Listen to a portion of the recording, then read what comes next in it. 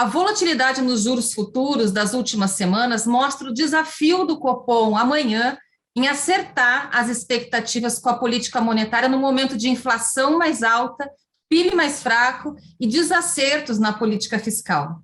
Como que ficam as carteiras de juros, moeda e bolsa no meio disso tudo? Bom, para responder essa pergunta e outras, eu recebo o Carlos Calabrese, que é sócio, gestor e diretor de investimentos da Guardia Asset Management, que tem 4 bilhões de reais sob gestão. Eu sou Carla Spotorno, hoje é 21 de setembro de 2021 e começa agora o programa Cabeça de Gestor. Calabrese, no meio disso tudo, né, inflação, crise hídrica, impasse fiscal precatórios, alguns gestores ainda veem que nos juros tem bons prêmios e vale a pena montar uma posição quando a gente fala, sobretudo, aí dos juros reais e dos juros reais longos, né?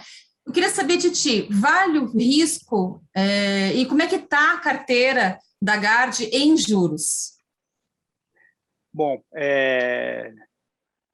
eu diria que a gente está no meio de um ciclo de aperto monetário pelo Banco Central, né? Banco Central tendo que controlar um pouco essa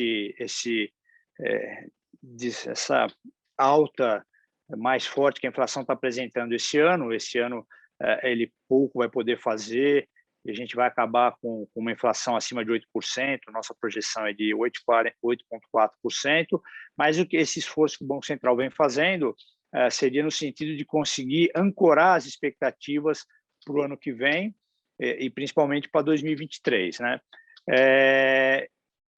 Em momentos em que você está tendo um aperto monetário e os indicadores de inflação continuam ainda a demonstrar muita força, né? Você não conseguiu ter nenhum arrefecimento na inflação, seja na parte de alimentos, seja na parte de serviços. Fica um pouco difícil, eu acho, iniciar uma posição aplicada em juros pré-fixados. Hoje, a taxa de juros a gente poderia decompô-la em duas componentes. Que é o componente mais curto, que é totalmente relacionado com essa normalização nesse aperto de política monetária que o Banco Central vem fazendo.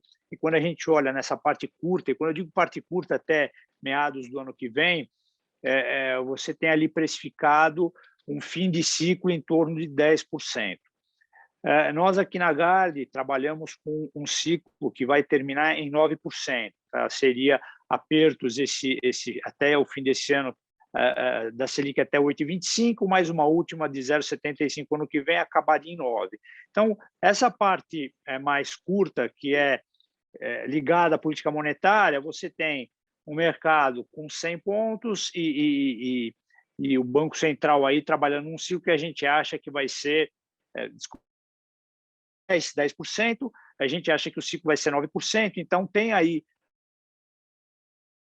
eu não sei se esse prêmio é suficiente para você enfrentar toda essa volatilidade que o mercado de juros tem apresentado e também toda essa situação, né? Porque assim, a inflação subiu por vários fatores, ela subiu por conta de todo o câmbio que desvalorizou o ano passado, mais esse problema da alta de petróleo lá fora, mais esse problema da crise hídrica, que subiu muito o preço de energia, são todos preços muito importantes, mais problema de seca, que bateu um pouco na parte agro, junto com geadas. Assim, esse ano aconteceu um pouco de tudo, e tudo na mesma direção. Então, realmente, inflação continua ainda sem dar sinal de arrefecimento, e o Banco Central tendo que apertar. Então, eu acho que assim, o momento não seria, do ponto de vista de timing, né, de acertar o momento de fazer o investimento num papel de renda fixa.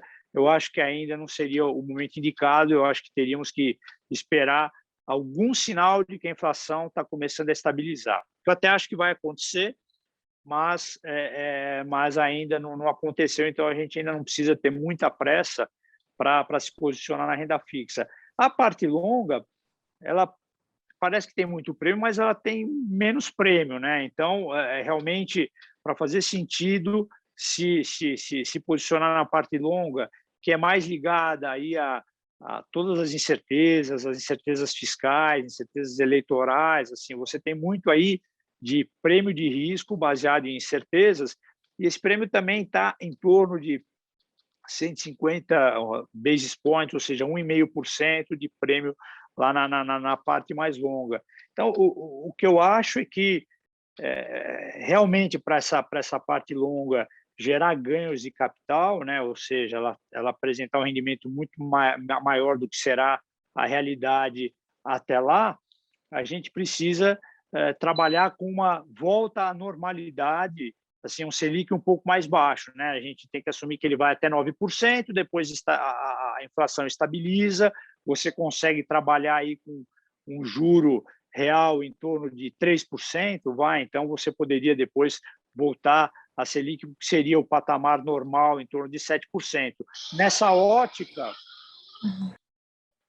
ótica, a parte longa poderia aí ter algum prêmio também, um prêmio maior do que o que a gente consegue ver hoje, né? Sim, e vocês entendem que essa volta à normalidade, a curva de juros futuros precifica para mais ou menos quando? E aí, uma segunda pergunta, vocês têm posição nisso, algum tipo de posição dentro desse horizonte que vocês estão vendo nessa volta da normalidade? Então, a volta da normalidade pela curva pré-fixada, ela começaria em torno de só em 2025, tá? Até 2024 ela ainda tem prêmio. O problema, como eu te falei, é que a partir de meados de 2022, de 2023 e 2024, você já não está mais discutindo inflação. Quando olha a curva de juros, você está discutindo os outros riscos, risco fiscal, solvência da dívida, até mesmo quem vai ser o próximo governo, né? Então, tudo isso ainda é muito incerto, mas eu acho que a partir do momento que você começa a ter o arrefecimento da inflação, né, isso começa a ser refletido na curva também. E aí você poderia ter vamos dizer, uma redução de todo esse prêmio e uma aplicação na renda fixa ficar uma coisa um pouco mais, um investimento um pouco mais interessante. Então, do ponto de vista de timing, eu acho que a gente ainda não está na hora de fazer grandes apostas na renda fixa. Nós, como posição, temos ali uma estratégia de valor relativo, focando mais a parte de política monetária, ou seja, focando mais essa diferença entre o que para nós é a parte curta, né? O que para nós será o ciclo e o que o mercado está precificando ali acho, com um pouco de prêmio, além do que a gente acha que seria necessário. Tá? Vocês têm uns pares, então... Desculpa, vocês têm uns pares, então, no pré, né, nos juros futuros pré, na parte curta ali, 22 até 24. Não, é mais curto ainda. A gente está posicionado para meados de 2022, na verdade. É o julho 22, é o janeiro 22, é um pouco do dezembro para esse ano. É realmente uma posição bem mais curta. Entendi. Calabrese, queria falar um pouquinho de posição de moedas que o fundo de você, Lagarde, tem? Se você me permite, sim, só complementar com a parte de juros reais, né, com as NTNBs, que realmente você tem a partir de 2024 também elas funcionando assim com um prêmio, com uma taxa de juros real entre 4,5 e 5, né? Que realmente parece ser um juro real maior do que seria o nosso juro real de equilíbrio aqui, que o mercado estima em torno de 3%, né? E é um papel um pouco mais protegido, porque, como eu te falei, o grande problema de aplicar em pré-fixado é que a inflação, por enquanto, não deu ainda sinais de arrefecimento. Então, a B te protege disso, né? Então, quando você olha esse ano, ambos papéis deram perdas, né? O pré-fixado e a B, mas a perda da B foi muito menor, né? Porque o que ela paga? Ela paga a inflação do período mais o juro real, né? Mais um juros. Então, como a inflação foi subindo, isso deu proteção para quem tinha as Bs, perdeu também, mas perdeu menos. Então, acho o seguinte, do ponto de vista de ser um papel um pouco mais protegido e de estar apresentando um juro real que parece ser bem acima do que seria o juro real de equilíbrio, vai 5%, 4,5% contra os 3%, mais a proteção da inflação, aí a B pode ser, eu te diria, um investimento um pouco mais conservador, ou um pouco menos arriscado em relação ao pré-fixado, né? E mesmo na B... Vocês têm posição em título indexado à inflação? A gente tem, e aí seria ali para os papéis, para as NTNBs, vai na parte média da curva, que seria a que vence em 2026, porque nas NTNs ligadas à inflação, você tem vencimentos até 2055, né? É uma curva que vai até bem mais longe que a pré-fixada normal. E a gente gosta muito desse setor mais mediano, aí que é a 26. Né? Entendi. Você falou bastante do dólar, né? Agora, no início da fala, e eu queria saber como é que vocês veem a situação do real, se vocês têm posição contra ou a favor do real, e como que vocês veem a questão do próprio dólar, né? Se está numa tendência de enfraquecimento. Essa semana a gente também tem, amanhã mesmo a gente também tem a decisão do Banco Central americano, né? Ninguém espera nenhum guidance muito forte, mas assim, é uma discussão que já há meses vem fazendo preço aí no mercado, né? Como é que vocês veem dólar e também o real, depois dessa alta toda que você já mencionou? É interessante que, assim, quando a gente olha moedas em geral e o real em particular, mas assim, assim, são vários os fatores que influenciam o movimento das moedas, tá? Mas o fator mais forte é sempre o diferencial de juros, né? Então, eu assim, ponho na conta dos juros do ano passado ter ficado tão baixo, assim, uma boa parte do ano com juros negativo, num país tão volátil, com todos os ruídos que a gente tem acompanhado, assim, esse juro negativo por muito tempo, eu acho que foi a maior causa da gente ter visto uma desvalorização tão grande do real. Porque, assim, é um país que o governo não tem dívida externa, o governo tem bastante reservas, a gente tem uma balança que vai ser recorde, as contas correntes super equilibradas. Então, você fica aí um pouco por conta de portfólio, né? Seja de estrangeiros investindo aqui, como agora os brasileiros que têm direcionado um pouco mais de investimentos lá para fora, mas eu acho assim, o principal fator é os juros, né? Então, o ano passado teve um exagero para baixo nos juros, e aí isso levou a um exagero para cima na moeda, né? Tanto é que esse ano, e os ruídos continuam, do ponto de vista políticos, etc., tão grandes ou até maiores do que do ano passado, mas o real esse ano ele se desvalorizou 2%, 2,5% até agora, e se você olhar, foi das moedas que menos desvalorizou, né? O dólar tem tido um ano aí de uma certa força e basicamente o dólar se valorizou perante a maioria das moedas. E uma das moedas que menos apanharam do dólar esse ano foi o real. Então, eu acho que isso já é fruto dessa normalização monetária, né? Da gente estar subindo os juros. Hoje estamos com 5 contra 0 nos Estados Unidos. Vamos parar esse juro, eu acho que em 9. Assim, é um diferencial muito grande. Isso começa a ancorar um pouco a moeda, mas continua sendo uma moeda extremamente volátil. Então, olha que você fazem 3 meses ele tem ficado aí num range entre 5,10, 5,40, oscilando muito, movimentos fortes, né? 1,5%, tivemos dias de 2%, até mais de 2% de movimento no dia, né? Mas ele tem de voltar de ficado assim num range. Eu acho que o que está assim, ancorando um pouco o real e deixando assim, eu acho que se estivéssemos trabalhando do ano passado, ele ia estar acima de 6, né? Então, os juros começam a fazer algum efeito de estabilização.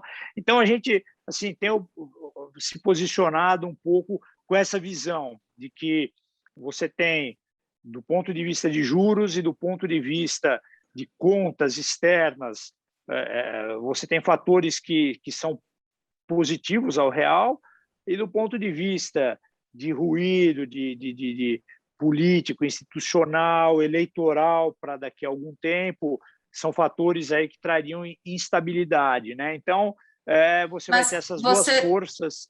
Sim, Sim. nesse equilíbrio dessas duas forças, vocês veem que é momento de ficar vendido em dólar e vendido em dólar ante o real, ou no real vocês não têm posição?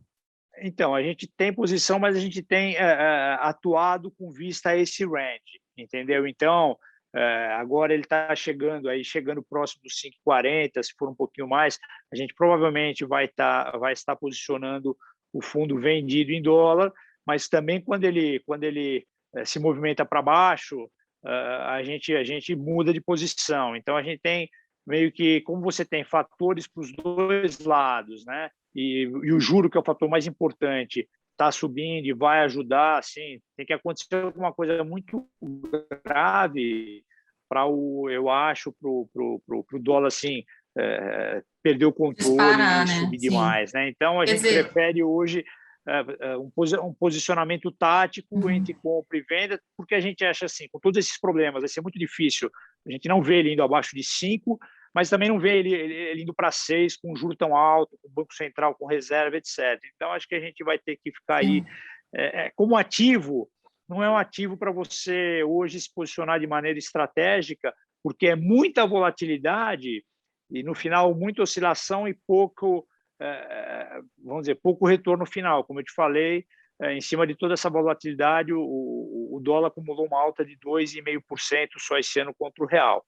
Em sim. relação ao dólar geral contra todas as moedas, eu acho que também não vejo muitas razões para que ele se enfraqueça, né? Ainda é a maior economia, uma economia que cresce bastante, uma economia que vai entrar também lá num período de normalização monetária, né? E, obviamente, uma coisa muito lenta, muito gradual, tudo que o Fed não quer é estressar os mercados, mas vai acontecer, tá certo? Ao longo dos próximos 2, 3 anos, você vai ter também uma normalização lá, inclusive antes de muitos outros países, né? Principalmente países grandes, toda a Europa, Japão, etc. Então, eu não vejo grandes razões para que o dólar se enfraqueça no geral, né? E também não vejo razão para que ele se enfraqueça aqui. Então, você vai ficar com esse juro muito alto, dando uma amortecida aí nas desvalorizações, mas, no geral, para mim, o dólar, ele, assim, contra qualquer moeda, ele hoje